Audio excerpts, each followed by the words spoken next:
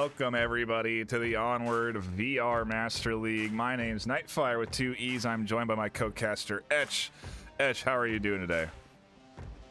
I'm doing fantastic on this Thursday night. Can't wait for this game. Oh, yeah. We got a high-octane matchup here. Peacekeepers versus Ember. Peacekeepers definitely been under the microscope as of late. They've been doing some great team play. They've been executing really well in their league matches. And they go up against Ember, who... I mean, you were looking at the match stats, right? I mean, what do you think this matchup's going to look like today, Edge? Yeah, we're seeing the number 8 worldwide team versus number 4 today. 2 top-tier master-level teams. Both of them embody the word aggression.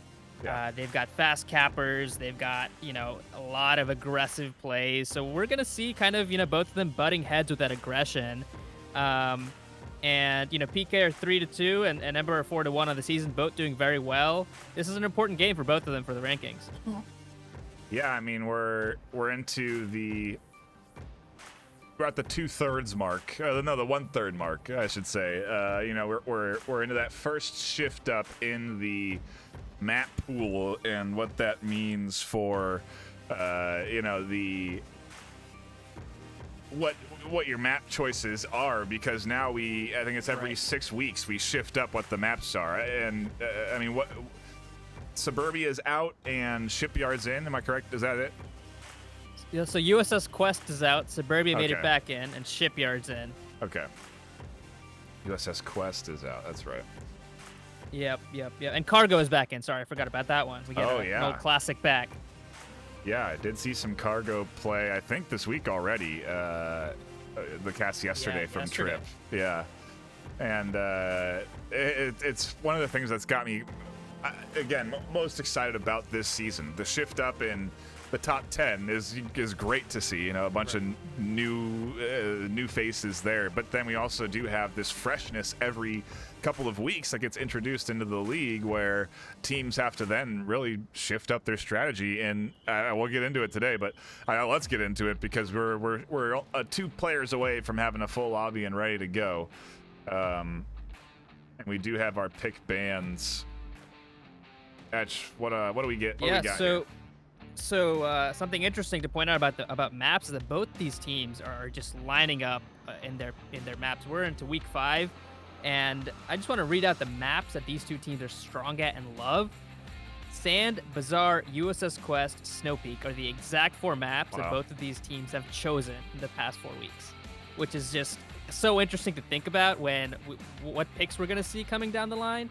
But also, we have a new map, so, maybe they'll opt to go for that. But PK are going to ban Sand, and Ember are banning Downfall. So, kind of opposite maps on the spectrum. Interesting to know why they chose those bans, probably based on, their weaknesses instead of the opponent's strengths, considering how equally they line up here. Yeah, Sand, I think a map that Peacekeepers have been regularly banning. Not surprised to see it happen here again. A lot of top teams really opting to get rid of that map, especially if they're home. They don't really, that ban is most often picked first, because teams want to make sure it's out of the map pool. But the Downfall ban, interesting, and again, we do get that variety, because our first map is going to be Shipyard. And I mean, what a great way to kick off this week 6 I think we're into now, if I'm not mistaken. What a great way to kick off week 6 by getting some fresh one of the new maps. I mean, the only new map, really. I mean, I'm sure we've seen Cargo is fresh, Suburbia, great to see, but it's the Shipyard that I'm interested to see how these teams duke it out on. Yeah, and I love this map. I mean, this map, I think, has gone through a couple of iterations and has turned out to just be a gem of a mid-sized map. It is kind of linear in the way that it's laid out. It's got a metropolis background. It's got 3 main buildings, some verticality with 3 different floors. And the ship is the key here. The ship is a centerpiece of this map, filled with containers that allow defenders to take, a lot of cheeky, aggressive angles. And, this is a map for aggression. There's also the tunnels underground, which we haven't, really see come to play in the last tournament. But that could be something to watch out for Volk flanks. because you can, depending on the OBJ, depending on the position, you could sneakily have a Volk flank around the attacker. So it's a map with a lot of dynamic elements to it. So I'm excited to see how these teams approach it. Yeah, absolutely. Should be a interesting battle. And you were talking about iterations. I remember this map in its early stages. It was significantly different than it is now. It's great to see how much it has changed, how much polish it's received over the course of its collective league punishment, right? I mean, this map has gone through the ringer. It's had a lot of teams played on it. I think it was a map played pretty often in the custom map tournament held during the off season.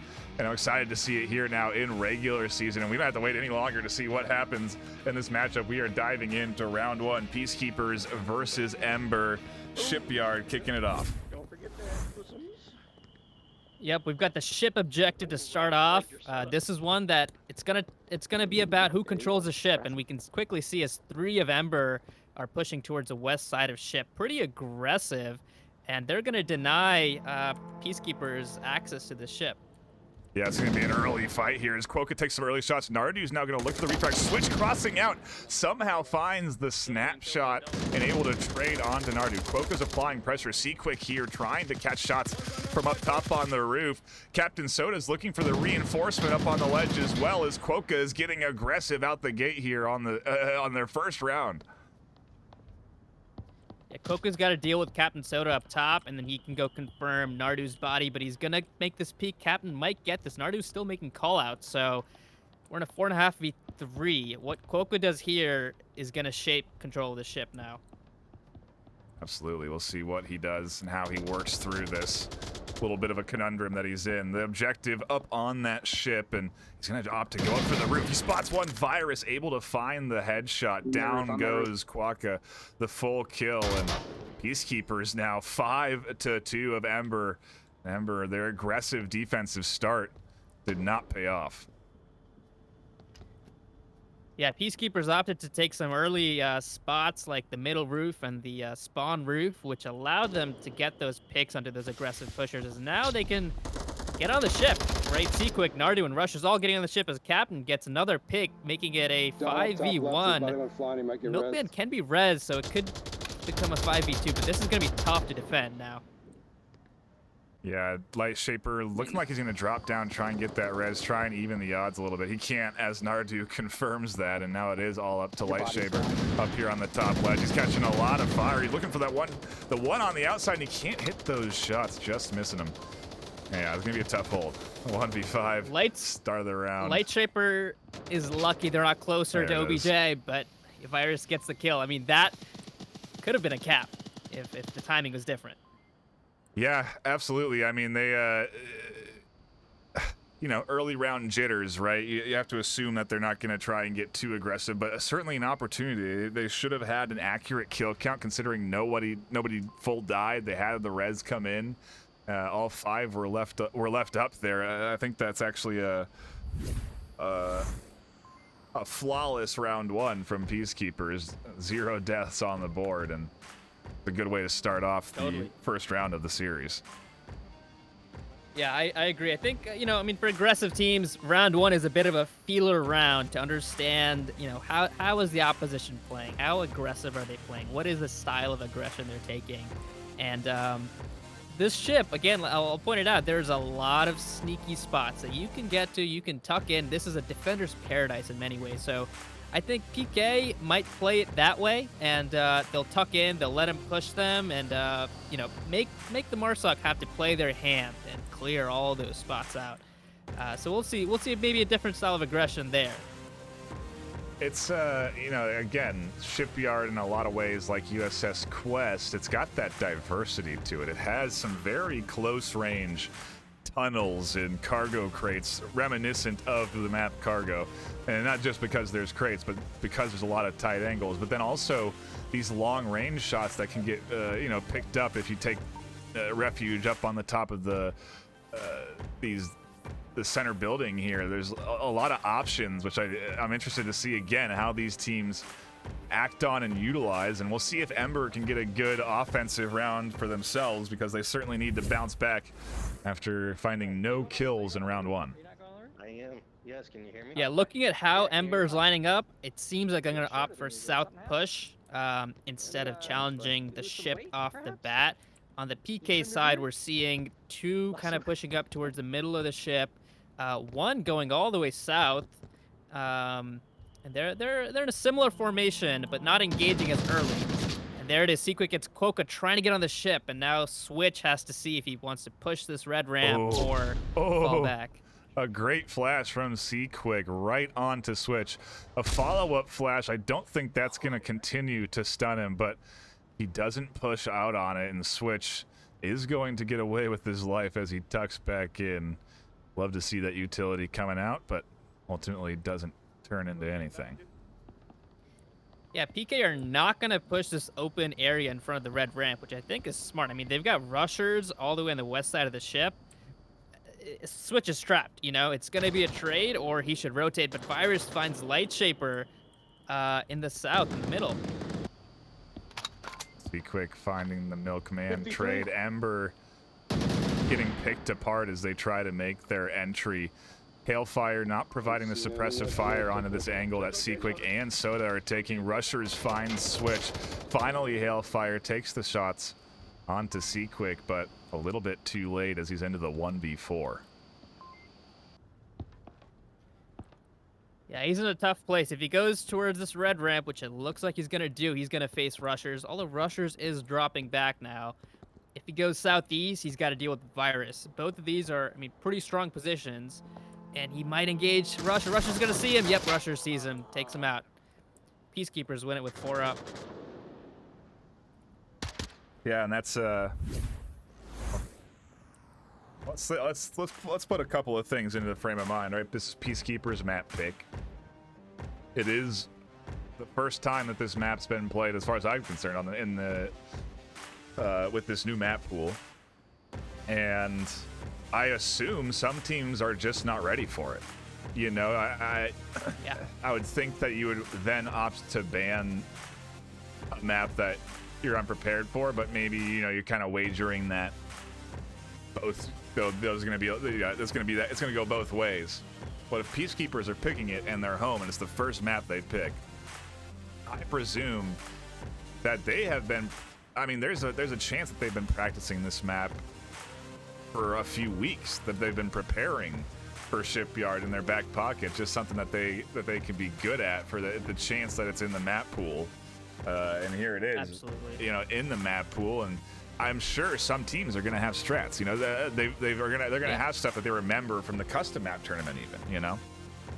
Yeah, and Peacekeepers won the, you know, at least one, if not both, of those custom map tournaments in the off season. They practiced and prepped and studied these you know, custom maps. They were one of the teams that were very diligent in doing so, and it's paying off now, right? I mean, this is the start they wanted. And, you know, like I said before the round, it's coming down to who controls a ship. And that round, PK controlled that ship dominantly, picked off 2-3. We're trying to approach that ship and just couldn't do it. We shift objectives as we dive into round number 3. A quick look at the KDs. Only 1 death for Peacekeepers right now. Yeah, now we're on to the Crane objective, which is a little bit different in the style that it can be played. But Quokka is gonna push up aggressively, maybe find Virus. Is he gonna stop? Yeah, if he stops right here next to this building, denying anybody to come up south. And meanwhile, we have 2 of PK on the ship, and Lightshaper finds Captain Soda from the blue trailer. Advantage to Ember, but Virus brings it back, and Quokka with a quick refrag, making it a 3v4.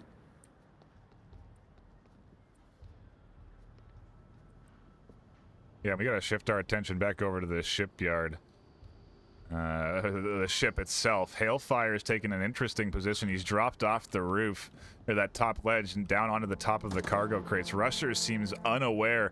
A nice angle held for Rushers to be completely exposed. Hailfire finds one. Nardu aware of those shots now, but a 2v4 for Peacekeepers, and Nardu's going to have to do some work here on this ship. Or to claw back a Great couple of patience. kills. Great patience by Hailfire, and this is those, the defender's angles here. Nardu has so much to clear. I don't even know if Nardu knows he's above him, and Quokka finds Seaquick up on the middle roof.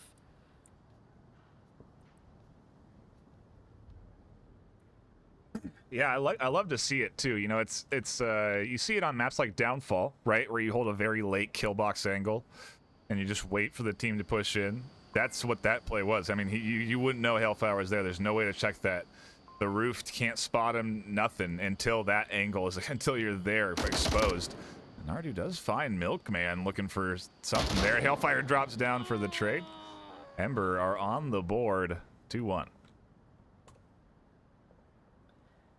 Yeah, on that round, I mean, Quokka pushing up the middle towards middle roof and taking off 2 of them by surprise, and then Hailfire on the ship taking off 2. It's this is a Volk-sided map in my opinion because of all those angles you have to clear.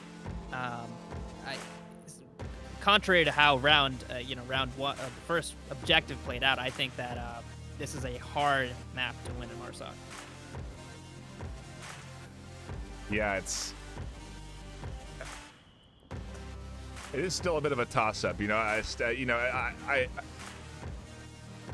tend to agree more with you there if we're into the week 5, or when teams have had more experience on this. But even now, where Marsoc rounds are coming, they've So I think, and I just say that because teams still haven't, even if Peacekeepers have some old strats or some stuff that they remember, it's still not.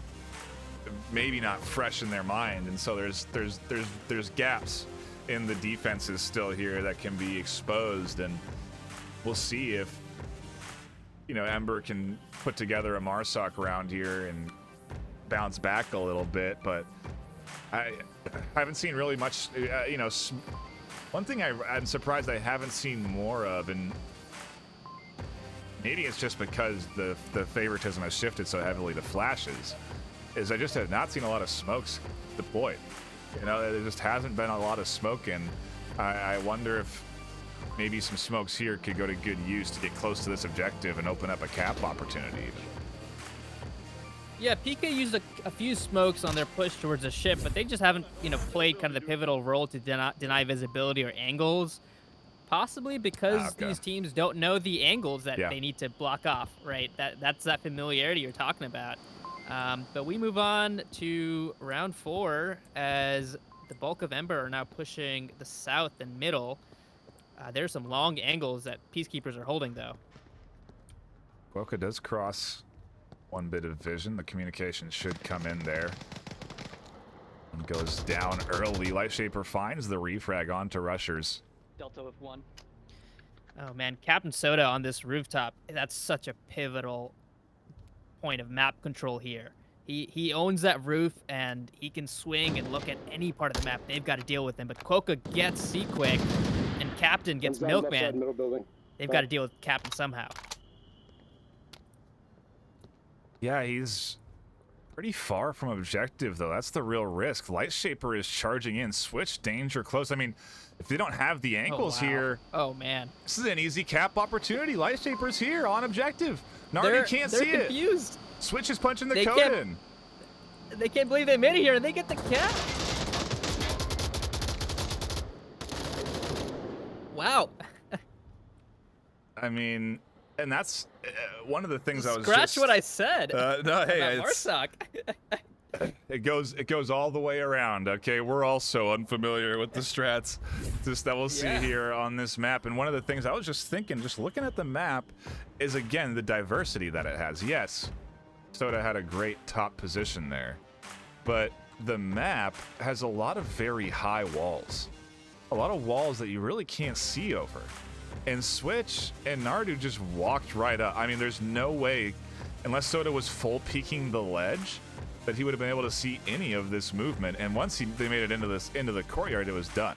Nobody could see anything here on objective. And so, again, unfamiliarity with the defense and the little gaps. And look at that, Ember is right back in it. Yeah, and Ember with the lead now. I'm just thinking about this defensive setup, and it was pivotal that they got the pick onto whoever it was on objective. I think that was an early pick from what I remember. But that opened up the whole approach because the other 3 couldn't see objective really and couldn't cover all the approaches. And definitely when it was down to 2 Peacekeepers left, I think it was at the end, you know, they could not see all the approaches. So, yeah, I mean, Captain Soda was in a strong position, but I think he was looking at the wrong side at the wrong time and just didn't have the visibility that he needed. A huge cap coming in from Ember puts them up 2 points. If you get up to that objective and punch in that 7-digit code, I mean, they punched in that 7-digit code in about 3 seconds. Once they were up there, Yeah. the pad was out and that code is in. That's a great sign of a good team to get that code in that fast. I mean, first off, you have to memorize it, but then to get it in that quick is super impressive. And so all around great play there from Ember, and now they've got a good bit of momentum going into this defensive round. They just need to hold here, and they've got the map. Move on to map 3, but C-Quick says, I want to get us off to a good start. Peacekeepers back on the board with a 5-4 advantage. PK have full control of the ship right now. They're already, you know, a throw away from objective because of the spawn they had. They got the closer of the 2 spawns, and Rushers finds another. And, yeah, I mean, they're 5v3 advantage. Here comes the smokes. I think they're going to try to get off, and they want to cap back.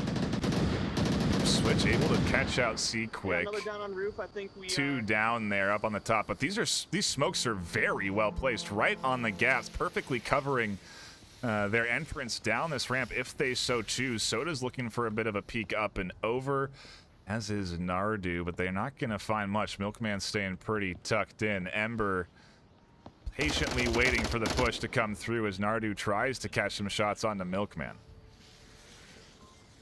Yeah, they spotted Milkman. I don't know if they know where Hailfire is, but Lightshaper being downed is a huge boon for Ember right now because of his visibility. But they need to clear Hailfire and Milkman, and that creates an approach angle. Milkman trading some shots. Captain putting some shots back.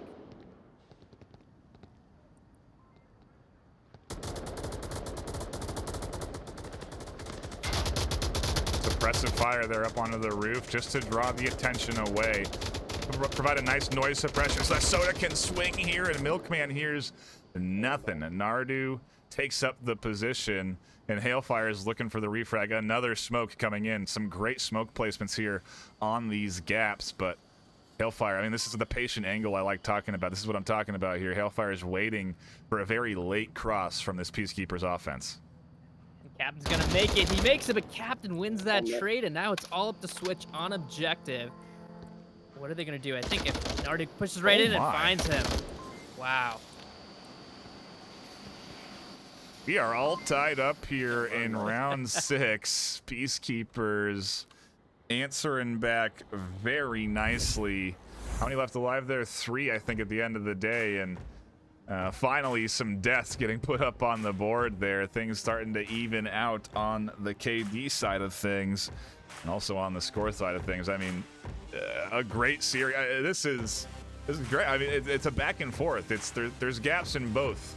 You know, there's ways to I love to see the fresh map and the fresh plays from top tier teams, and what we're getting here on this first map of the day. Yeah, absolutely. And we're in a 3-3 decider round for map 1. Both of these teams showing they have some plays up their sleeve. It was a good defense, I think, by Ember there. Maybe, I don't know if they expected it, but Peacekeepers got the spawn on the ship. There are 2 spawns for that objective, and they had full ship control from the get-go, really. So anybody challenging the ship, they got the first pick. Then from that ship high angles, they picked off another. And then the collapse and shrink started in suppressive fire. The smokes deny visibility, and very, you know, a solid, aggressive but methodical push of getting the picks they needed in the succession that they needed them in to then finally make a push out the objective. But yeah, let's see how they hold this defense, or you know, how Ember can attack this one. It's really anybody's round right here. Yeah, I mean, I'm sure Peacekeepers kicking themselves after letting that cap come in, right? I mean, they had several left alive when Ember walked up and capped on the objective, and so very clearly seeing the fire lit in their eyes on that next round, and I anticipate them to put up a pretty tight defense here. No reason to go out for picks or gamble. It all comes down to this round, and so we'll see. We'll see what the spawn is. It's always a determining factor of how a team rolls out, what kind of push we see, and as round number 7 kicks off, we dive back into the action. Peacekeepers versus Ember on Shipyard. My first time, at least, tuning into it, Etch, and I'm maybe yours too for the first time in season 11. Let's get it, boys.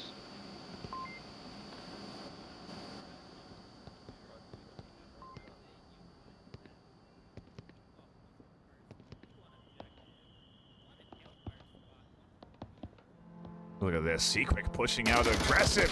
I think he had a C4 in hand. I think he was going to go for the toss there. And fortunately enough, the quick reactions from the Ember offense catch out Peacekeepers. Down he goes, and instant control taken here of this ship. Peacekeepers now just need to tuck in. No reason, again, to expose themselves. Fire is certainly the one at risk, and down he goes. Milkman finds the angle, finds the shots. Ember looking to take this map. Milk, you got him? Yeah. Wait, what was the other guy we got down? I don't know. One left. One left. He's got to be on objective. One left. Whoa. I mean, can these rounds be any similar?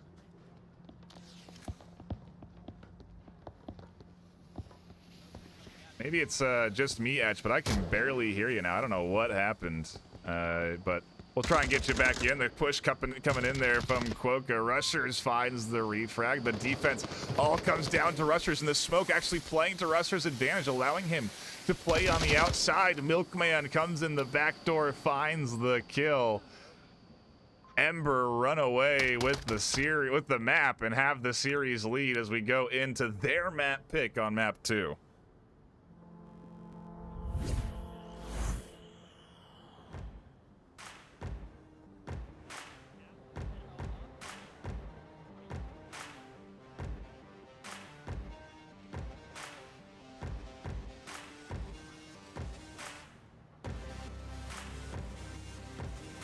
An exciting way to kick off this series. I wonder where we go from here. If you consider the map pool, I don't even, gosh, I don't even know what to expect coming up. I don't know what is going to be chosen here by Ember, but they've managed to take Peacekeepers map, and so either way, they have themselves a bit of an advantage, and we're gonna stick to the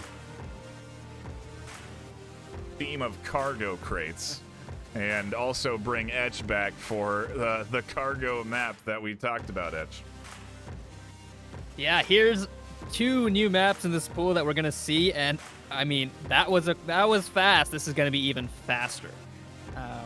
Can't wait to see what they pull out. It's been a while since we've seen cargo. Oh, I mean, when's the last time we've seen a casted? I mean, aside from yesterday, it's been a while.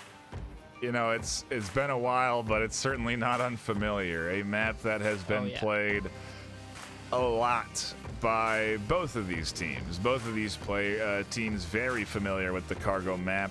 Sure, it's been out of league rotation, and so maybe there's a little rust to sandblast off, but either way, both of these teams have the experience on this map, and we're going to see 2 teams duke it out. I anticipate smoke plays. I anticipate flashbangs to be an element. Shields, not an option here. And so when you think about cargo, shields usually were a key element in a couple of different push styles, and now it's just off the table. Yeah, absolutely. I think this map is going to come down to 2 factors. It's going to be a fight for the middle, number 1, and number 2, I think it's going to be who caps. There's going to be 1 cap at the very least. It's going to come down to who does it, I think. This first objective that we're kicking things off with, it certainly is one that is cappable, that we've seen capped, that we've seen blitzed. Good smoke placement gets you a lot here, and with proper suppressive fire and an early pick or 2, I think we're looking at a potential cap opportunity for Ember coming out here to kick this round the first round of map 2 here. And I mean, what a better way, right? You've just secured map 1. You have this objective. I mean, it has to be coming. And if you're Peacekeepers, you almost have to be prepping for this cap to be coming in. Yeah. Nades and good C4 placement are going to go a long way, because now C4 back in with Season 11, and they are a key element in a good defense on cargo. And we're about to find out exactly how Peacekeepers are going to defend as we get into round 1.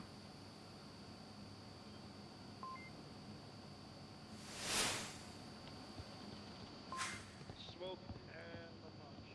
Be ready for it. Peacekeepers setting up their defense. Nardu pushing up to be the most aggressive player. Captain Soda at the barrels. Smoke's already coming out perfectly on the That's a good Sequick one. spot, denying his vision. It's a very middle. good smoke. These are very good smokes. Soda's vision gone. Switch can push up here. Soda has a thin line. Switch swings around and dodges Virus's shots up through the center. Milkman finds one. Soda on the refract. Quokka trades flying everywhere. Nardu pops out from the backside. Quokka's trying to push in. He finds one. He's found a couple here. Rushers is dead. No, he's not. Rushers finds the kill. Milkman actually kills Nardu on the backside, and so now Rusher is the only one left alive against Hellfire. Yeah, and Hailfire has an option to go pick up Milkman across the map. It seems like he's not going to choose to do so. Can he swing this corner and find Rushers? Rushers is moving around a bit here. He's looking for it. Oh, he sees him. Misses. Oh. Rushers misses him on the cross. Now they're into a bit of an awkward position here. Rusher's aware now that Hellfire's here. He's going to push out. He completely swings around, and Hellfire oblivious to that push. Rushers finds the kill. Peacekeepers take the defensive round, but barely. Man, I think Hailfire must have not heard him or couldn't tell where that audio was coming from. But that could have been, I think he had the opportunity to go get Milkman, because he hadn't crossed the double stack yet. Once you cross that, I think it becomes dangerous to go back. But considering he hadn't crossed back, he could have got the res there and brought it to a 2v1, get that refrag. But nevertheless, I mean, aggression at its finest right there. Yeah, and I'm just looking at the prediction board that's going up there. Peacekeepers 70% on that first map. And so Ember helping out a couple of folks that put the faith in Ember, 4 people to be exact, and so some points going into their side, and predictions will be coming out. Will have already come out, I'm sure, by now. And if you've sided with Peacekeepers, I'm sure you're feeling, well, maybe not too confident. That round certainly was pretty dang close, and I thought a cap was certainly going to come through. They had the good smoke placements.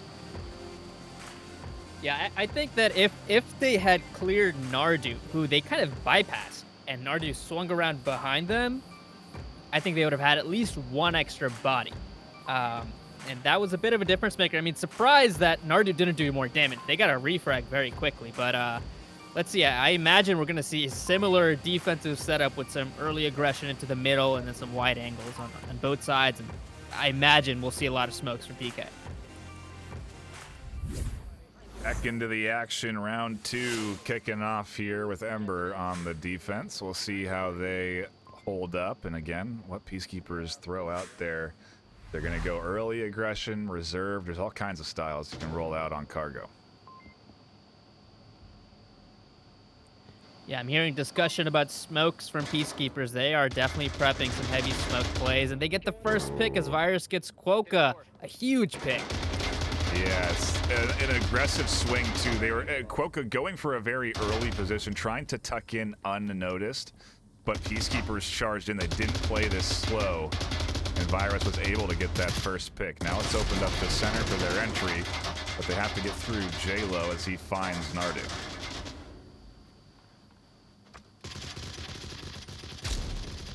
Yeah, the middle is in Peacekeepers' control. Now they're going to set up for pushing further approach. Need some more smokes now out. I imagine it's going to come out. Lots of shots being exchanged back and forth. Oh, and JLo finds one. Soda finds the refrag. Up through the center. Hailfire catching rushers trying to drop off through the door.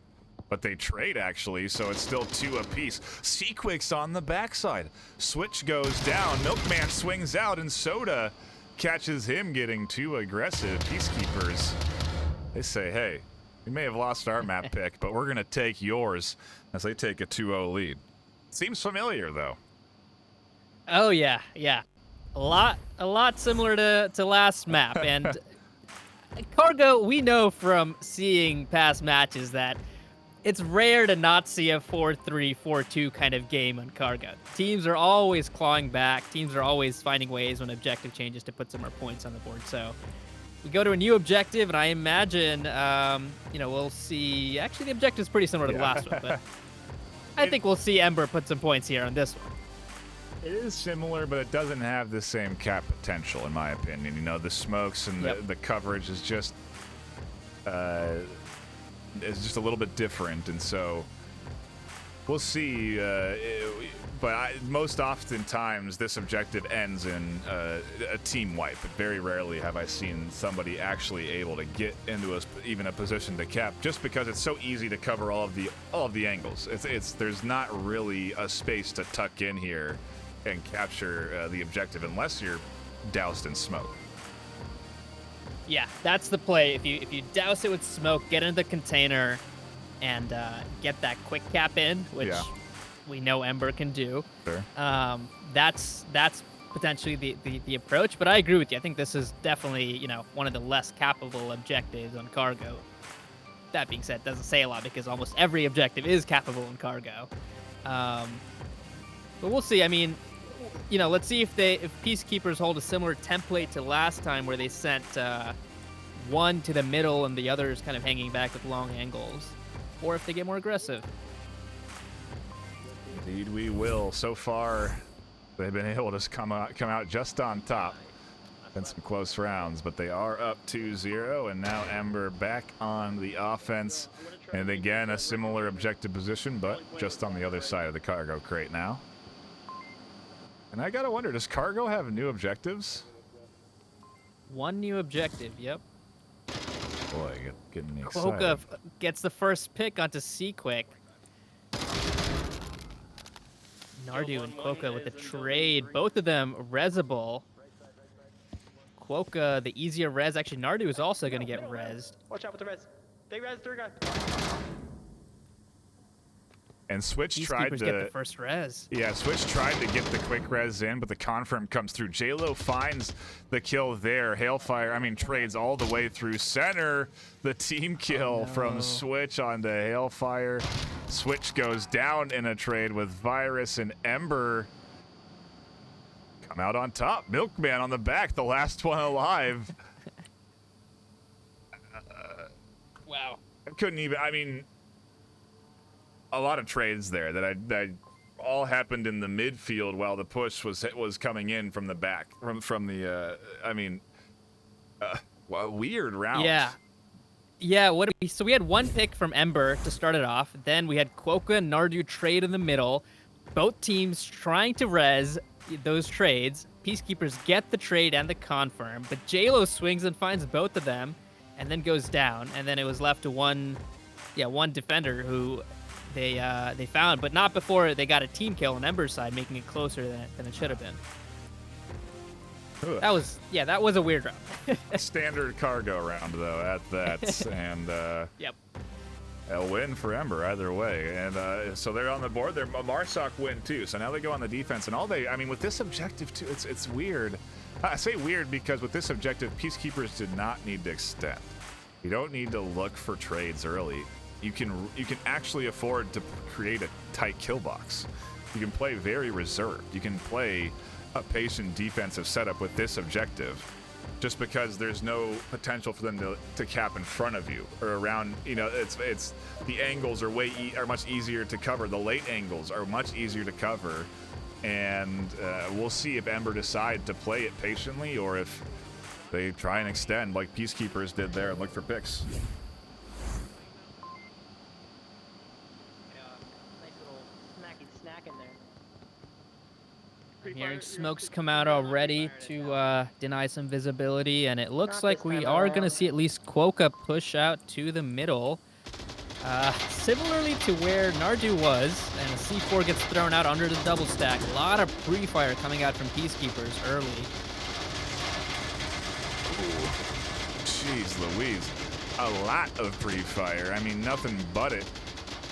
Really preventing Ember from peeking out. Unfortunate enough, Ember is not peeking out. They are playing this pretty tightly, waiting for the entry points up here. They have full coverage of one side of the map, but very weak on the other. Quokka really the only defender up against the likes of Seaquick and anyone who comes into the center. Yeah, Quokka opted to push up, throw the C4, and then fall back. He spotted Seaquick right here into that container. But can he get the pick? A lot of these smokes are denying his visibility. He can't get the shots, and Seaquick finds one. Rushers finds another in a trade, and got to 2. Ember holding it back, but Quokka finds Seaquick, making it a 2v3 now. Can he find Virus next? Oh, he's pushing the corner, and he does find Virus. A nice double there from Quokka puts Ember back in it. They were looking rough for a moment there. Peacekeepers had the advantage. Milkman says, I want a bit of peace. Gets himself a kill, and just like that, a 2v1 in favor of Ember. They're looking to tie this one up. Yeah, I'd like to see them hunker down now and hold those angles instead of aggression here, because Captain can get Quokka and then swing to find another. He sees Quokka, but now they know where he is as well. Yeah, he does expose himself, and as he takes those shots, he moves instantly away to cover a different angle. Almost gets Milkman on a rotation. And they're just a bit of the standard Onward fare here. You check an angle, and your opponent leaves away from it as soon as you decide. It's the back and forth, and Captain able to thread his way through this Milkman periodic coverage. Maybe, again, he can catch out a rotation, which will turn this into a 1v1, because there's a lot of rotating going on. Yeah, this is going to be tough. He's got to find Quokka first, making these rotations. He might hear him. He does some pre-fire, doesn't get the right spot. See him. Now Yunker's down, waiting for a peek.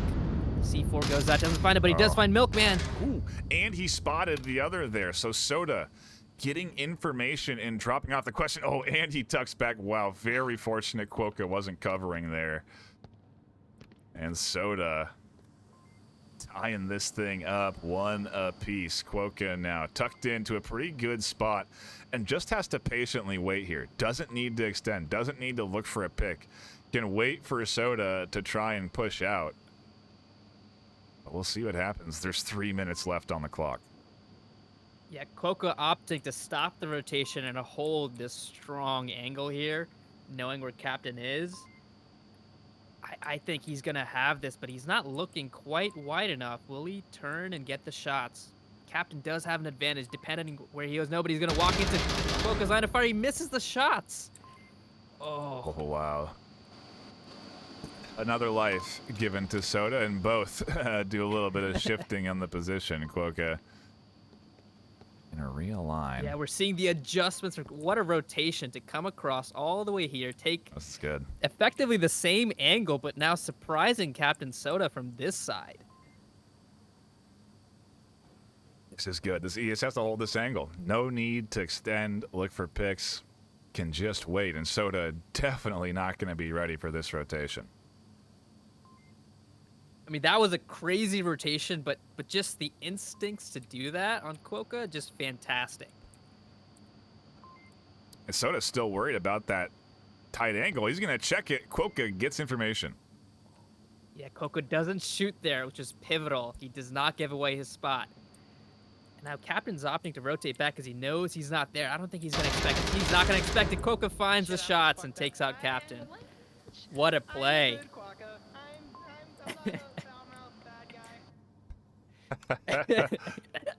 The celebration coming in there, a solid play there, and not even really a celebration. More of a disappointment in himself, almost concerned about ruining that play. Doesn't do it, and I think what he was commenting on there is he missed a couple of shots. up through that center Yeah. there. He almost missed Soda. Soda had an opportunity to snap shoot, and we've seen these guys just, turn and hit their target instantly. So he's fortunate that Soda didn't react accordingly. And again, a great rotation that pays off. Yeah, like you're saying, all 10 of these guys, they don't miss their shots. It's very rare to see them miss their shots. True. But, I mean, the start was explosive. Peacekeepers with, I think, at least a 2-man advantage. And, Ember did start off in a reserved angles defense. And then they pushed out. Quokka pushed out, got that double to bring it back. Milkman finds another. And then it was down to a 1v2, and Captain played that, textbook cargo, right? Rotate, rotate, rotate. He went back and forth, used his time, picked him off, but Quokka made the even better rotation to swing to the other side of the map and just really surprised him there. If you're new to Onward, what a great series to be tuning in here.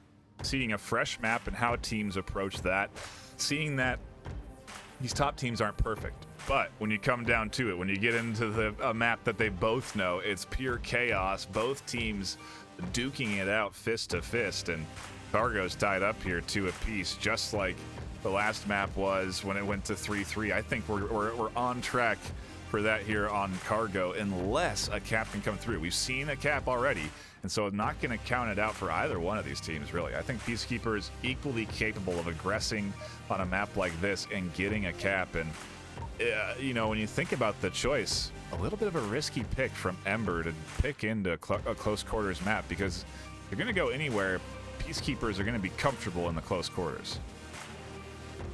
That's true, but this is Ember's strength as well, and like we're saying, we're seeing these teams play strength on strength. They're both, just crazy forces of aggression, and they're playing into it today. And a 6. They're not afraid. Early Captain with an free early fire. headshot. Wow. I think they're crossing right. A few smokes. That works out well for Peacekeepers. A good way to kick off their defensive round, but the smokes not really doing too much. Not really even necessary, as this offense just pushes up to the mid diamond. Looking to aggress. Soda in the darkness. No, C-Quick finds one up over the top. Quokka here catches out another. Rusher's looking for the repick. Hailfire team kills. J-Lo in the crossfire. Quokka's going to charge around. Rushers finds one. Can't get the double. Hailfire almost picks up the refrag, but Rusher's going to be able to drop back off. And the last one alive in a 1v4 is Hailfire in a blink of an eye. Yeah, that team kill was brutal, and we had some exchanges. I mean, Rushers and Virus in some tight corners there. This is looking good for Peacekeepers right now, but Hailfire opts to go into the tunnel, which currently is pretty unguarded. He's got to take care of Rushers when he gets out of here first, which will open up some approaches for him. But 1v4 is pretty tough. Yeah, not an easy task ahead of him, especially with some of those defensive positions. They're tucked in. They're in the darkness. They've got the advantage just in terms of him having to identify his target. So we'll see if he can overcome the adversity he faces in front of him. He's got 4 minutes and 20 seconds left on the clock to push up.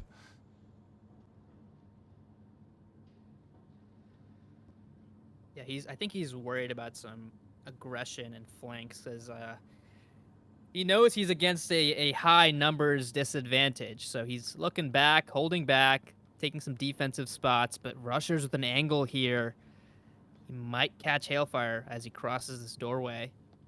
Oh, but he hears him. The Rushers with the shots through the door find him.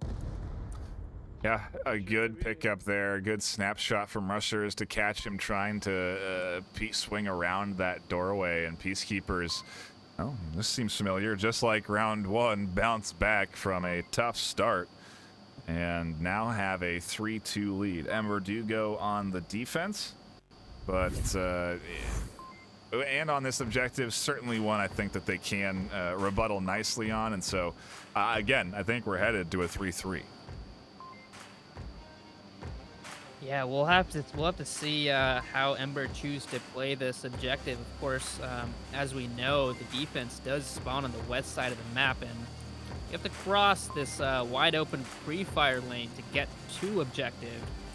You could also choose to defend it without putting someone on that side, but then you run the risk of being smoked out and pushed from that side. So this is definitely going to be a matter of the pre-fire down the pipe lane and see who makes it across, who gets control there. We'll have to see how Ember chooses to defend it. I think we have another game live on VRML 2. I'm gonna take a quick little gander over there. Yes, indeed.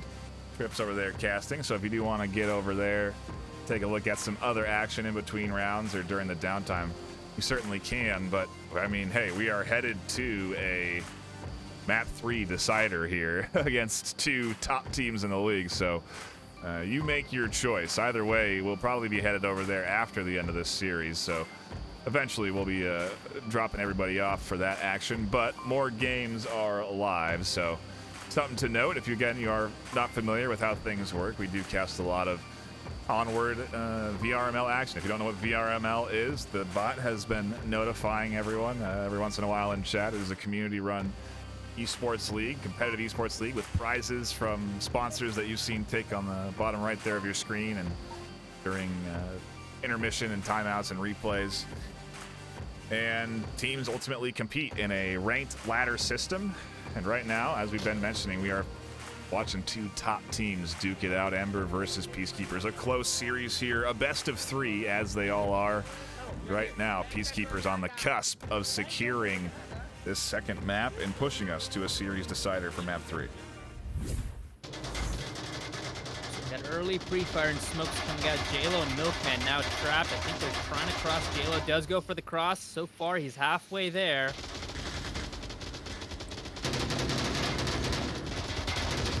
Meanwhile, shots in the middle as Quokka finds 2. And gets res. He'll get the confirms here. Oh, but he doesn't shoot Captain. Milkman finds Seaquick, and we're now in a 3v2.5, and a C4 grenade takes out Milkman. Already Rusher's still up alive here over on the other side. So does Down and Resible, so maybe Rushers can swing to pick him up, but he's going to look for Switch and push up pretty aggressively. Quokka finds his target, Switch finds his, and Ember answer back. They're tied up 3-3. Quokka's double on the tunnel side, west side, opened that up. He got that double, shut that push down. Everybody else is on the right side.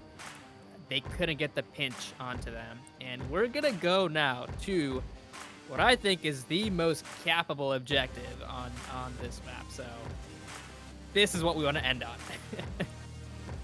Oh no, the Diamond of Death, as it has been dubbed by a few people in the league, and a term that I like to certainly go with. And yeah, I mean, you want to see, we've had fast action already, and for it to come down to this, for it to really be a test of aggression is interesting. We'll see if Peacekeepers come out and put their pedal to the metal on this oh no, it's Ember actually on this offensive round. But Quokka 10-4, pretty good KD there. That's a risky thing to be doing though on Cargo. You know, sure, it's great if a player can continue to perform, but if Quokka goes down here at the start of this round, it's looking very good for Peacekeepers. Yeah, I mean, Quokka is sitting at 10-4 right now, and on the PK side, Rushers and Nardu. Rushers with 7, Nardu with 6. I mean, it depends, you know, can they get a pick onto Quokka? Likewise, I mean, if Ember opts for early aggression and loses multiple trying to push objective, that shifts, you know, the tide towards Peacekeepers as well. So it can go both ways. I mean, the aggression can pay off, but do they need it right now, right? Do they need to go for cap? They obviously don't. So they can seal the deal here with one round on kills. Yeah, but they can afford the risk at the same time, just because it's true. They have that map in their pocket. Peacekeepers have to win this, and so I don't know. I don't know what we're gonna see as we do get into this final round, round 7. the Diamond of Death as our final objective. The smokes start raining in onto the diamond. Pre-fire from Fire. He's trying to hold them back. Ember in a bit of a holding pattern. Still just waiting. Nobody wants to get killed early. Sequick pushing that right side. Rushers gets one. Sequick trying, now has a very strong angle, holding on the entire middle. C4 goes out, finds nobody. Sequick finds Hailfire. Can they get the refrag onto? Nardu finds another on Switch. JLo gets the frag onto Rushers. Milkman and Sequick just inches away. And Milkman finds that crucial pick now, but it's a 1v3, looking strong for Peacekeepers. Absolute chaos as the push comes through, but Peacekeepers hold on tight, and Milkman now in a tough position. He has to overcome several defenders that have solid holds and now know where he is. They also should have an accurate kill count. I don't think there was kills that were really... there were some trades, though, so maybe they don't. Yeah, I'm not sure if Sequick got to call his kills in because of the position he was in and how forward it was. But, yeah, Milkman, he can maybe catch Virus on the right timed peak. Virus coming out, catches Milkman, and yep, gets the shots. We're going into a map 3 decider. Run like half. Just make sure you call that kill out next time. I thought they... Jeez, Peacekeepers lock in map number 2. A solid hold there. And a chaotic one at that. That's going to take us to the all-important map 3. And this is what we've been waiting for. I have at least been pacing myself here in this series, Etch, because I knew it was going to be... I mean, look at the scoreline. It's the most rounds you could play. Or at least the most points you could score. So, you know, I knew it was going to be a long haul. I'm sure these players knew they were going to have a tough series ahead of them, but a full 2 maps lead us here to the map 3, and this is where all the energy has to get expunged. All of the focus has to get dedicated to, because this is what it all comes down to. And if you're wondering where it's coming down to on Snow Peak, which... is Peacekeeper's choice, and I want to know your thoughts on that. That's correct. So we played the 2 smallest maps in the pool. Yep. Sand was banned, so we can't go there. I think, you know, the next best choice is Snow Peak, which is half close quarters and half very long range. So we'll have to see what objectives we get, because that'll shape. I mean, if we get the 2 close quarters objectives, we're going to see this played out just the same way the past 2 maps have played out. And it's going to come down. It's going to be extremely close. But if we see the long range, that's going to be really interesting. Again, like I said at the beginning, both of these teams have picked Snow Peak in the past, so they've got to be comfortable with it. So we're going to see, you know, neither team is going to come in here with a weakness. Both of these teams, I'm sure, have strats for these objectives and are ready for them. So I don't think anyone is going to run away with this one. An exciting way to round out the series on really a map that I also just don't know how it's going to go. But it's a map that I love, and a map that I always like to point out is again, diverse. I think one thing, I don't know if we've been missing, but that I've seen at least more of, is just diversity in these maps. Maybe it's the shift up in objectives. I'm not sure, but Snow Peak is long range, but also incredibly close. It's as close as Cargo in some ways, you know, and so... Yeah, those tunnels, man. I love to see this as the final map, because it's a true test of a team. You get the range, you get the close quarters, and we're kicking it off with a little range here for round 1. Also, I do want to shout out the bits coming in there. 902 Dustin, we do appreciate that, as well as Reefer Madness.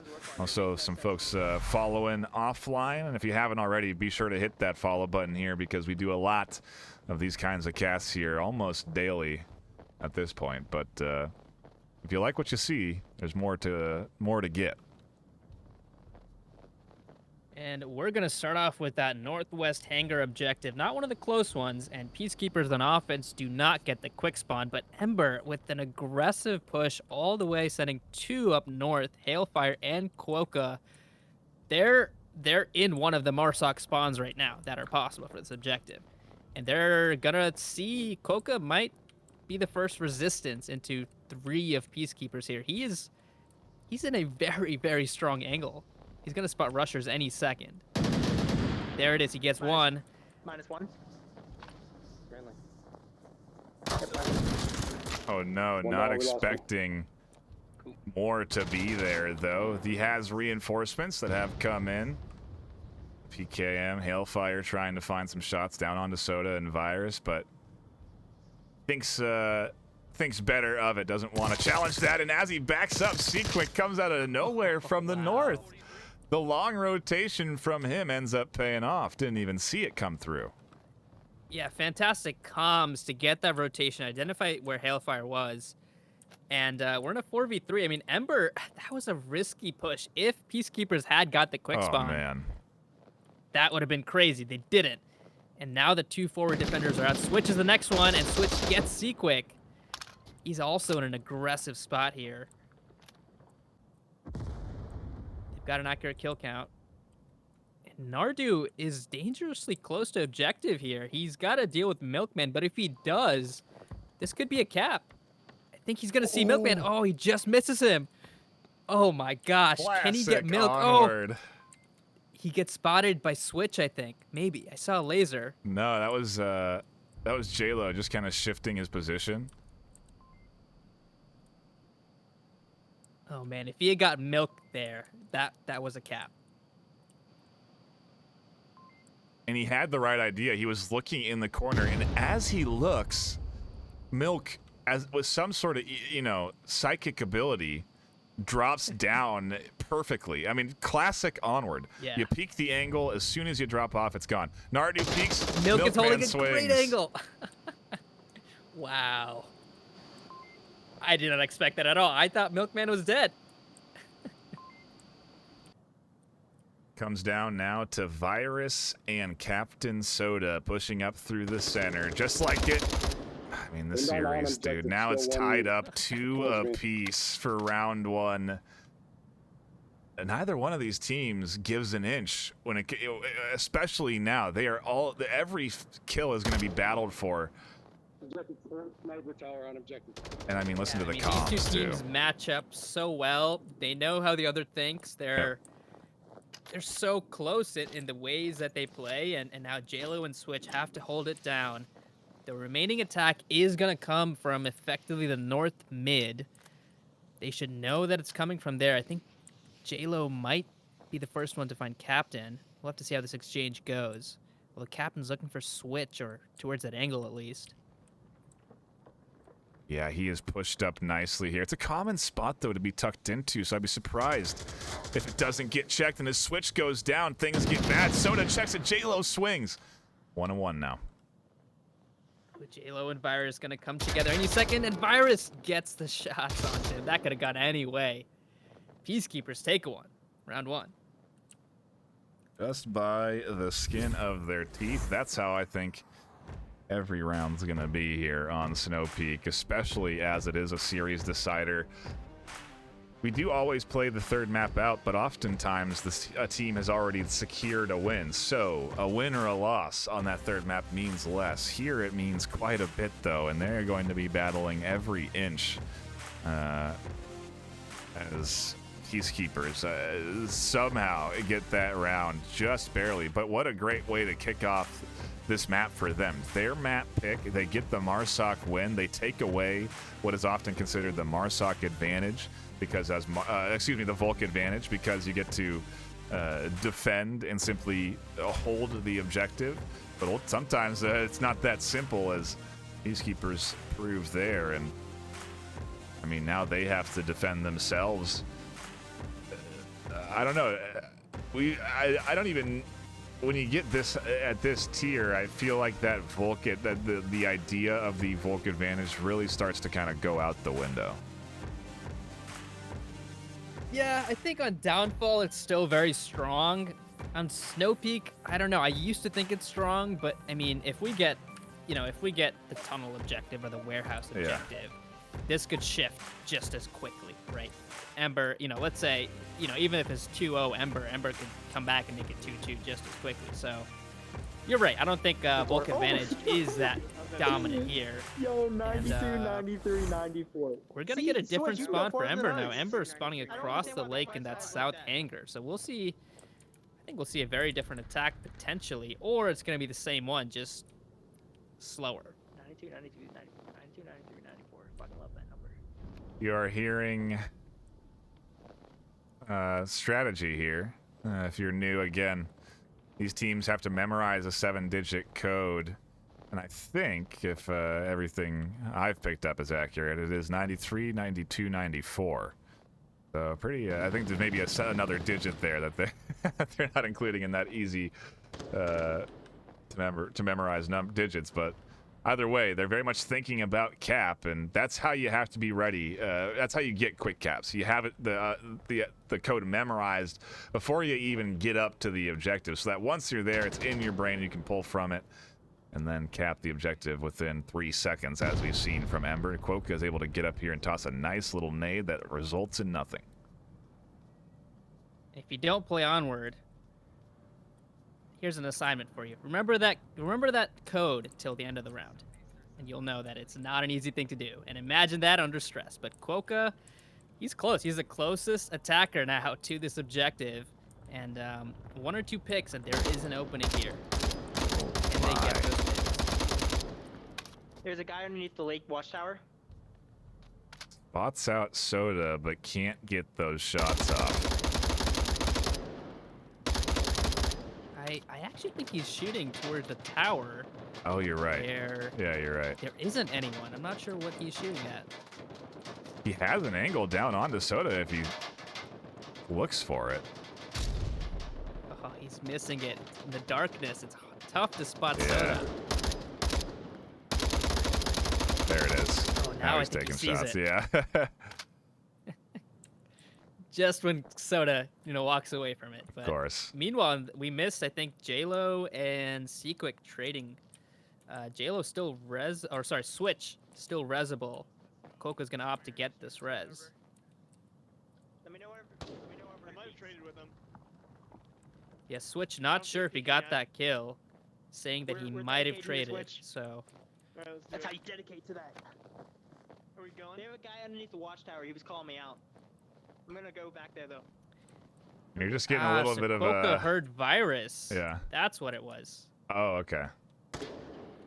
Yeah, and it's nice to get a little insight sometimes into the comms of the teams just to see how active they are. And that, again, is what it takes at this level. You really got to be communicating. There's no radar. There's no... you don't see, the teams don't see name tags or lasers or red outlines around the opponent. It's incredibly hard to identify your targets unless you have active communication. And Poca is just charging up here. We see Nardu, he misses, or Nardu misses, and he What? does. Coca finds Nardu. What? He's inside on his... objective. Oh, no. How? Huge play Captain. from Soda.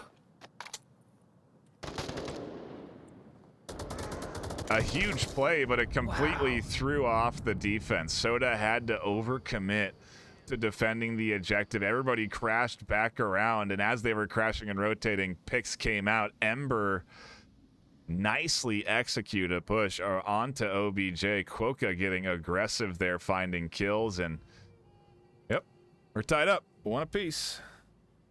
So we were in a 5v3, and I'm guessing, I'm looking at this angle that Virus was holding. I'm guessing it was just Quokka just snuck right under Virus's line, and then Nardu, missed his first shots or couldn't hit Quokka. That was enough intel for Quokka to swing around, get him, and then get on objective. I mean, if Quokka tucked in behind one of these boxes, I mean, if he was just a few inches over, that could have been a gap. Standard Onward, I mean, him getting through is ridiculous. Virus to miss that, he missed it. He didn't see him at all. Someone got killed, and then he had no idea where that person was, and suddenly they're on objective, and yeah, once they got on objective, it was just a touch to the left. Captain doesn't see that, and it's a cap. He goes completely undetected, and I mean, classic stuff. It's a game of inches sometimes, and certainly getting proved there as Ember come out with a dub, and we go on tied up to round number 3. Yeah, and we're gonna move to the southeast objective, nestled here. It's not one of the close quarters ones, and Peacekeepers on offense are gonna get this warehouse spawn, which has some early angles towards towards the objective, as we see rushers take one of those and just peek there. Yeah, I'm I gonna think come we're gonna double see a up with you. heavy garage push, which I haven't seen lately coming out of a lot of teams. Yeah. And it does go, to your point, pretty weakly defended. A lot of investment goes into covering Lakeside, covering the J-Lo angle. And, I mean, again, you just look at this defense and you shift over to Garage. It's really just Switch in the tower. Yeah. Yeah, and we have one defender all the way in the southwest. Pretty aggressive spot, but gets there safely. And yeah, I mean, there was once upon a time, I think when Snowpeak first came out, the garage was that was the approach angle. And then a lot of defenses started scheming that and taking some of these spots. And then now it's shifted the other way. People don't defend it that well, I think. And let's see what Peacekeepers can do with that. It's going to be...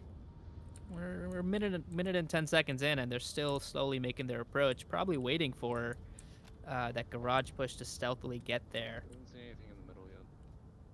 Yeah, I think the M203 came out, tried to hit J-Lo, but went just a bit high. A nade coming in there. That's not nearly far enough, but maybe Rusher is now a little bit more aware that there's someone there. Yeah, now the defense has kind of reoriented, at least in terms of angles, looking towards the tunnels. They know that Peacekeepers are not going to play a spread offense here, and they're adjusting to that. And they're gonna face head on. Coca finds rushers. Now it's all gonna be that garage push, and I think they're turning to start defend that way now. Yeah, you look at the overhead, it's tightened up. Kill comes in there from Switch, a big pickup. Echo 2.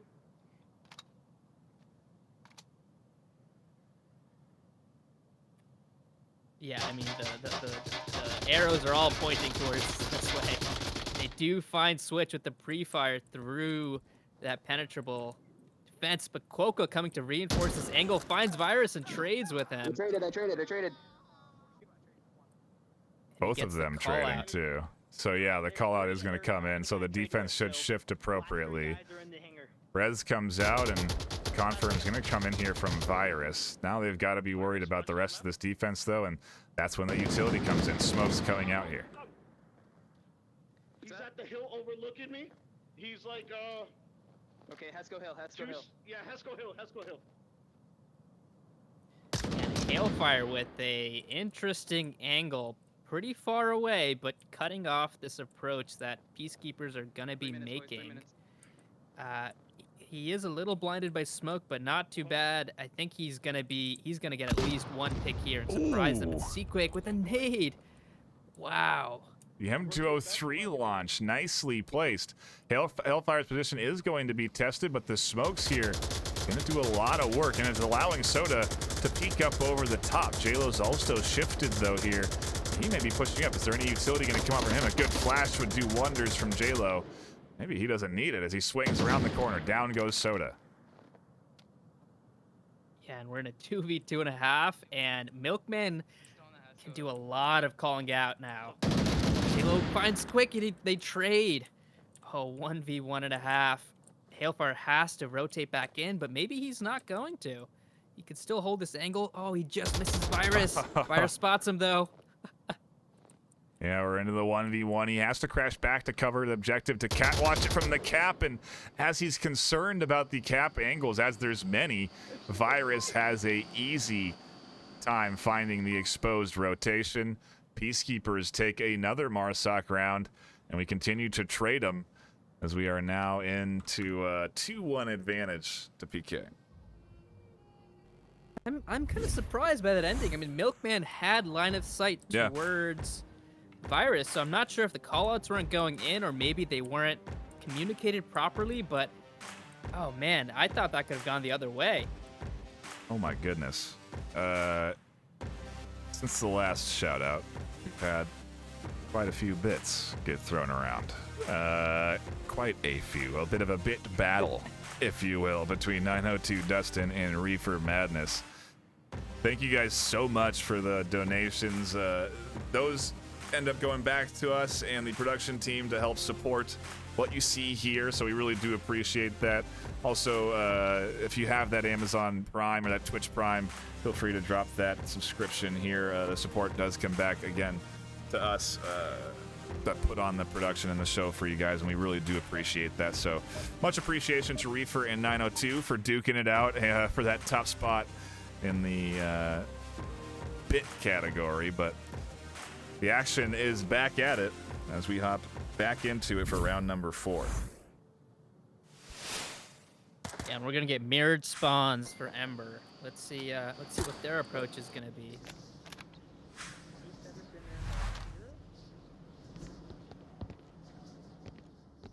Looks like they're opting to send at least 2 through the tunnels, 2 that are going sort of direct west, and Kuoka pushing straight through the middle.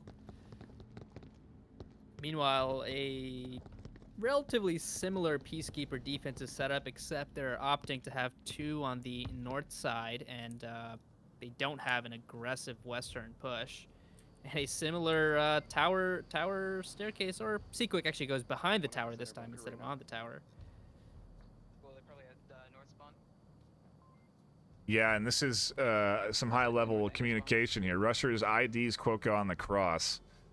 And as he does that, it gives information to the team. Virus then aware that it's a north spawn, and it allows the team to shift their defense accordingly. Now they know where they're coming from, and it does seem like maybe that shift could end up hurting them, because even though it's the north spawn, they're shifting way over to the west and eventually are going to be coming in from that south. Yeah, Seaquick is still looking that way, but has opted to push back a little bit, which I think is a smart rotation. But as long as he holds this angle, Switch has made it outside of the garage, and I'm not sure if Seaquick spotted it. I got 1 in the parking lot. Yep, he knows he has at least 1 in the garage, so he did spot Switch. Still, though, if this duo holds up Seaquick here, Smoke by me, parking lot. the push comes in from the other side. I mean, they really could catch off guard this Peacekeepers defense. Seaquick with a bit of an interesting rotation up to the tank. Meanwhile, the push is happening on the west. Quokka threading his way towards objective here. Captain finds him on the backside.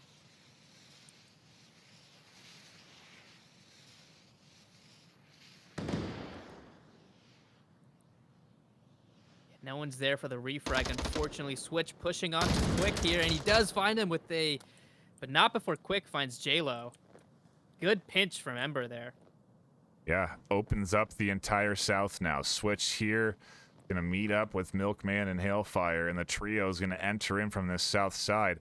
And Virus and Rushers don't have the greatest of coverage from a south entry point. Yeah, that is a weakness right now, but Virus does find Switch, and Rushers finds Oh Milkman. my. Scratch that. I guess Hailfire does get a refrag. holding the angle is dominant over proper cover, because they managed to come out on top in that negotiation. Hailfire still up and alive, though, and he's going to go for a bit of a rotation back around and maybe challenge Nardu in a more comfortable one-on-one and then go for Rusher, as he has a bit of a path here to victory if he takes it. Yeah, I think he's going to try to get this Nardu pick, and he's got the LMG for the pre-fire. Can he find Nardu through the shack?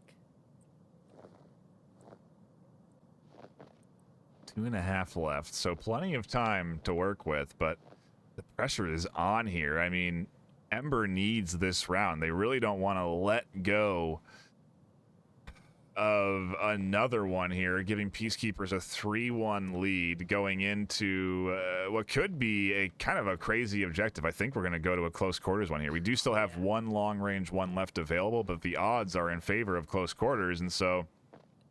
Oh, man, this is a great rotation, but Rushers is now ready for it. Just a touch too late for Hailfire. He could have found an exposed Rusher if he was here maybe 3 seconds sooner, but I think he booked it there, but Rushers just knew. It's been too long since someone shot over there. He's probably rotating behind me.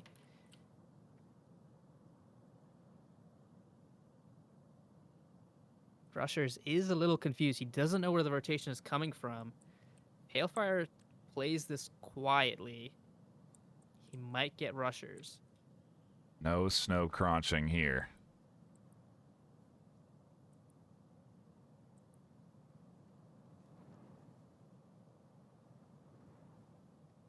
Yeah, can Hailfire get this double here? I think, oh man, this is the approach. He might find Rushers is back here. If he just, is he gonna look there? I think he will. Yeah, he's got an easy kill on Rushers. Any second now. He's gonna find, yep, he's gonna find Rushers in the back. Okay. He's got a swing now. He's very aware He's of holding the Nardu's angle. position. Oh! Oh, it's classic Onward. Drops off as Nardu peaks. 55 seconds man. left here. Ember really need to lock this one up to keep this close, to keep it 2-2, because this is the series decider. This is map 3. Hailfire has a lot of pressure, and he's got one kill already. Oh, Nardu goes for a little peek at Hailfire. Yes, doesn't catch it. Nardu has to check a lot of different angles here. He's got to be wary of a potential cap. Something quiet could creep up, as it is already happening. Hailfire here continues to sneak his way through. 20 seconds, and he just pumps rounds through the wall to find the kill. Oh, man. LMG, I mean, I was waiting for that, and he chooses just the right moment to do it. Wow.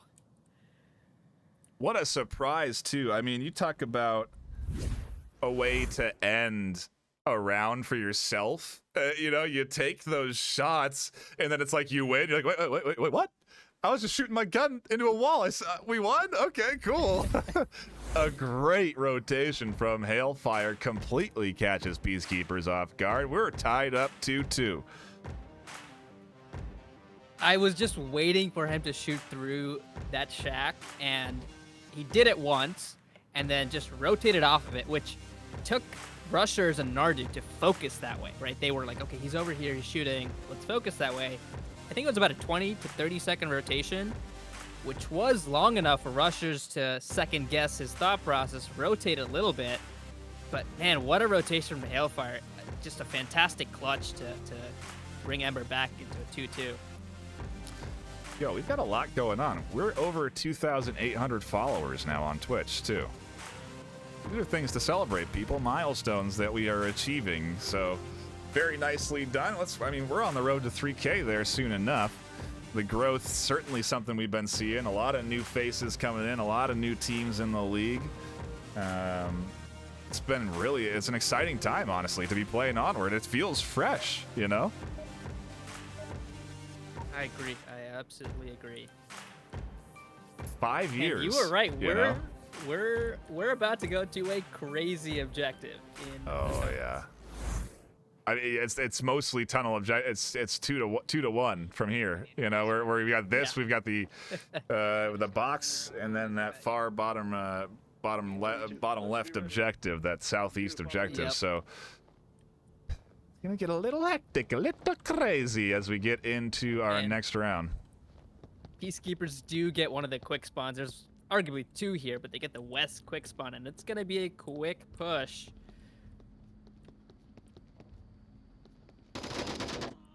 Koka gets the first kill. And Nardu with the instant refrag. Killed one, lost one. Yeah, no communication able to really come through either, so just a straight up 1-for-1 trade. Switching Peaks. captain. Oh. I'm down. I got one on objective. Captain gets rezzed. But Halo brings another it one. back. Back all. 3v3. Stay back. The smoke is there. You don't see it in the first person view, but Virus just dumping rounds through there. The syringe tossed over to Virus so that he can heal himself. A beauty of virtual reality, folks. And Soda now going to try and make his entryway in. He's going to challenge JLo. JLo wins that one. Peacekeepers down to the final two, Virus and Nardu in a 2v3.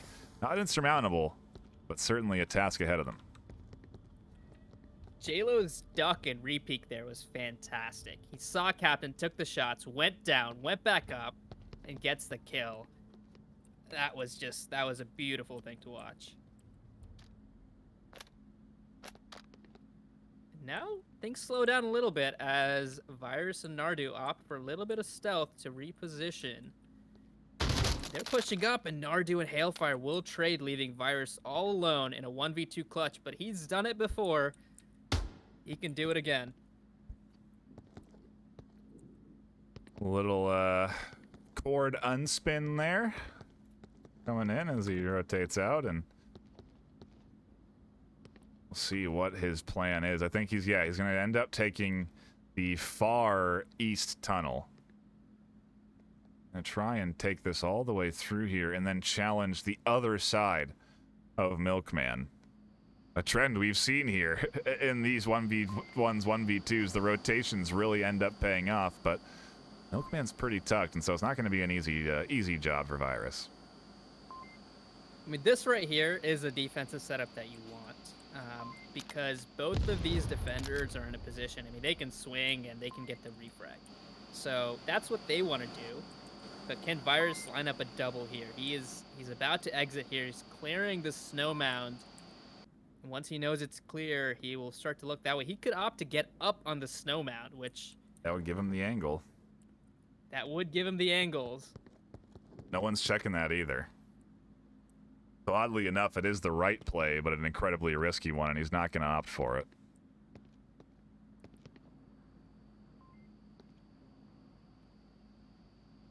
Yeah, this is going to be a pick and move again. He could peek out of this tunnel that he's coming through, pick Milkman, rotate back the other way, and try to surprise JLo, who will then have to start running around a little bit to defend this OBJ.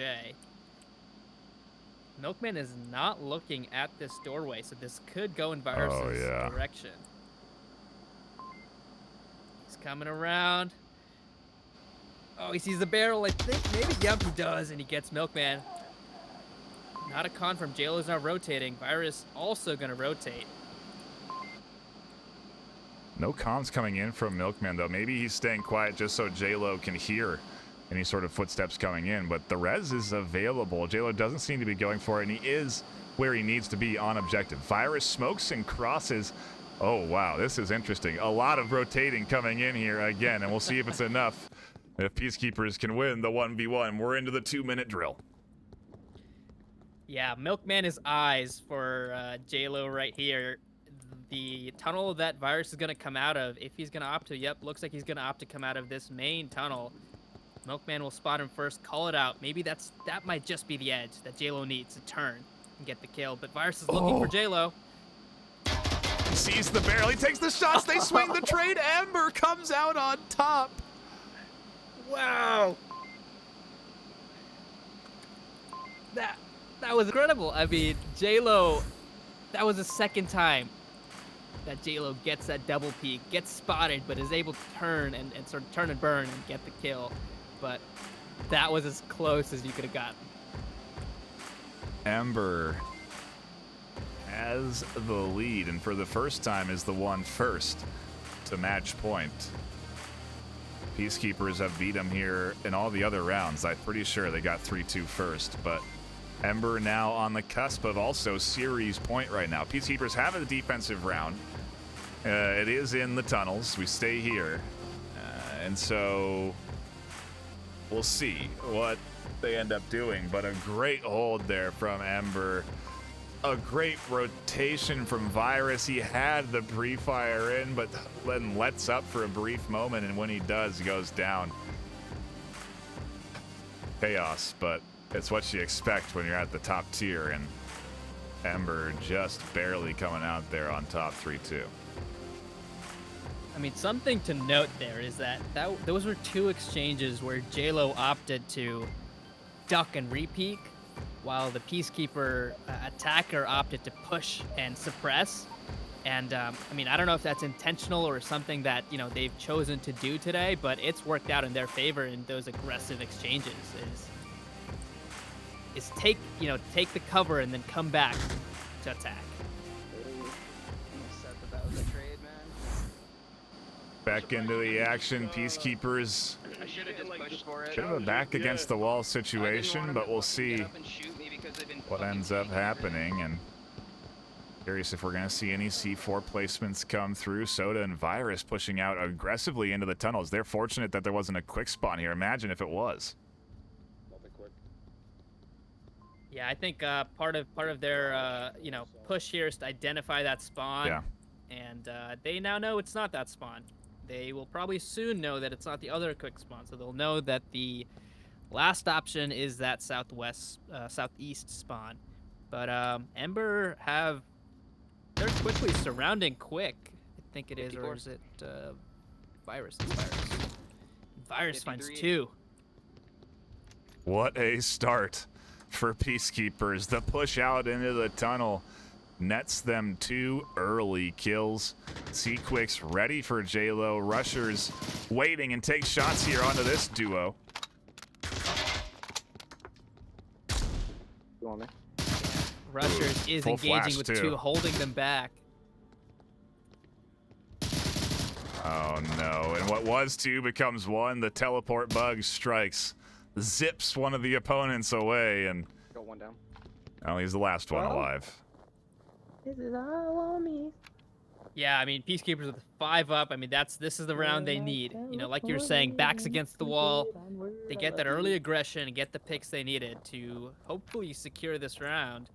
But they've got to kill 1 more. They've got to kill the most dangerous Ember player, potentially, in Quokka. Harris has been waiting here this whole round, though. He's tucked in. He's got a very tight angle, and it finds Quokka. An unfortunate circumstance to have happen on such an important round, but am I really complaining? It's taken us to around 7. Where is that objective of all places? The box. Yeah, I mean, even without that bug, I think, I mean, that was a tough, task for Ember. I mean, that flash worked out, but Hailfire a little late on pushing on it, and yeah, I mean, it would have been a 2v5 instead of 1v5, but. Man, new objective, last round. This is going to be a firecracker round. Certainly is indeed. It has been this way the entire series. A long series, but really not that long. Pretty average in terms of time, and that is because these teams play quick and aggressive. The action has been fast and thorough, and there's been, like I said, a lot of it as we do get into another 3-3 here today. The final round, the series deciding round. Truly the best case for a spectator and for us here at the desk. It doesn't get any more high pressure and exciting than this. And again, of all objectives to take us to it, it's going to be the box objective, which is crazy. Only 4 entry points. Ultimately, if you decide to hold those, you can. Utility, a huge factor here. Pre-firing, a huge factor here. There's a lot of variety in the defensive setup in terms of how you defend, and Ember have the task of holding down this objective in what is the final round of the series here. No stress. Yeah, Ember are going to set up a defense. Let's see how aggressive they choose to be. I imagine they're going to send at least 1 down the tunnels, maybe even 2 down the tunnels. And they will run into Peacekeepers down there. Quokka and Hailfire, like I was saying, pushing through these tunnels. Peacekeepers do get the garage spawn, and the majority do go outside, with 2, I believe, going through the tunnels. Yeah, true to form, Peacekeepers... Ember getting aggressive actually on defense. Quokka really extending. Hailfire here pushes up. He goes down, and that's bad news. It's a risky push, and it is a 1-for-1. No, it isn't a 1-for-1. He's down. I don't know why I saw... it was a pilot, not a Marsoc body. But, yeah, he's dead, and a great start for Peacekeepers. The risky push up that could have netted him 3 if he had found all could've. 3. You know, it's a risk close. reward. 53. And Rusher and Switch trade. Now we're into a 3v5 as they do get the res Wow. onto Rushers. But like you were saying, I mean, Hailfire's push there could have been very powerful. But Milkman on a swing will find Rushers. Can he find another? He can't. Another down, Captain last with the rusher. quick refrag. 2v4. 42. Ember on the 42, back 42. foot. Yep, Peacekeepers confident to have the accurate kill count, and just such a risk that this Ember team took here in this final round to push out like that. Wow, when it's all on the line and when it's really not necessary. Certainly interesting. Almost does pay off. Again, I can see the value that it would have had if they had found the kills they were looking for, but they didn't, and now they're stuck in a bad way, covering 4 entry points into objective with only 2 people left alive. Well, hey, both these teams love living on the edge, and they're not going to change that just because, you know, it's a tight round. I mean, these teams love their aggression, and props to them for sticking to it. But JLo and Quokka now holding down in 2 corners here. Quokka sees that smoke, knows Captain's coming out of there. The 2 other Peacekeepers opting to this north door, 1 on this west door. Quokka swings out to find Virus, but doesn't get it. Virus gets him, and Seaquick with the final kill. Peacekeepers winning with 4 up and take Good shit, boys. the series. That was a grind. A solid job, and you heard it from them. That was a grind, a tough series win for Peacekeepers. Hard fought and hard earned. Ultimately, they come out on top with a commanding Marsoc victory, but I love to see the risk taking from Ember, even on those high pressure rounds when it really matters. I mean, what a exciting finale there to the series, and again, couldn't have asked for a better Onward series here. If you're new to the game and trying to learn, this was a fantastic one to tune into. Yeah, these teams left nothing in the tent. Oh. They brought everything, every play, you know, the clutches, the utility. They brought everything out today, and you know, they played on the maps they're strong at. You know, they weren't shy of it because the other opponent is equally aggressive. And I mean, 2 teams that I can't wait for the rematch already, and I'm sure it's gonna happen this season. But man, that was an incredible match. Yeah, I've seen a lot of hype in chat. Yeah, certainly the one of the best games of the season so far. You know, really fun to tune into. And I mean, if you look at the betting, 50-50 on map 3. Everyone just as undecided as we were here on the desk. A fantastic series, and it does lead us to the end of a solid afternoon here. I think we'll. I gotta wonder if there is another game even live right now, considering that this one's gone for so long. There could be over on VRML 2, but if there isn't, a quick shout out to everybody that has tuned in, all of the bits that have come through, a lot of bits, the follows, the subs. We really appreciate all of the support. A quick shout out to all of our sponsors: HyperX, VR Wear, VR Cover, Cyber Shoes, B Haptics. We really do ProTube VR. Really do appreciate those sponsors. They offer up cash and products for prizing for our champions that get decided at the end of the season. So stuff like covers for your headset, VR covers, stuff like solid look VR branded clothing, VR wear. We have ProTube, which is a mount. I mean, Etch, are you a ProTube fan? Are you a ProTube advocate, or are you a 100%. Okay. ProTube all the way for the past year and a half, maybe 2 years. Yeah, I mean, HyperX, obviously, you know what HyperX does. The headsets, the peripherals, the mics that you're hearing me on. You don't get this silky voice without a HyperX mic. And so a big shout out to the sponsors that end up supporting the league. We really do appreciate it. It means a lot. and ends up giving a lot of value to these players and really something to compete for, because at the end of the day, it's a good chunk of change on the line when it comes down to it, when it comes down to tournament time, which is what this whole ladder is working up towards. A good game, but ultimately 2 hours of action, and that is enough for me, Etch. I'm done. Do you have any final thoughts on the day? No, I mean, these two teams came in, you know, number 8 and number 4, but you can see how close this was. And that talks about this top 10 of this league right now. And every game is close. Every matchup is close.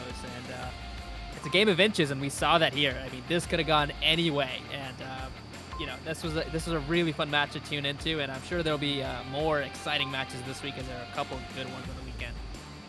Yeah, a very action-packed weekend. A lot of games. Be sure to tune in to Oculus to turn into venues on your Quest or Quest 2. A really cool way to experience the games. That'll be. I think we have 2 Onward games and an Echo Arena tournament going live there on venues this weekend. So if you like esports, check out venues. Check out VR Master League. That's where the venues broadcasts go, and that's where you'll see Onward and Echo Arena this weekend. So twitch.tv/VR Master League is where you'll be headed. Also, obviously, games here and on VRML 2 throughout the course of the week, so be sure to follow it all. With that, we'll be signing out. My name is NightFiree with 2 E's, my co-caster Etch. We will see you all, like I said, this weekend for more Onward VRML action.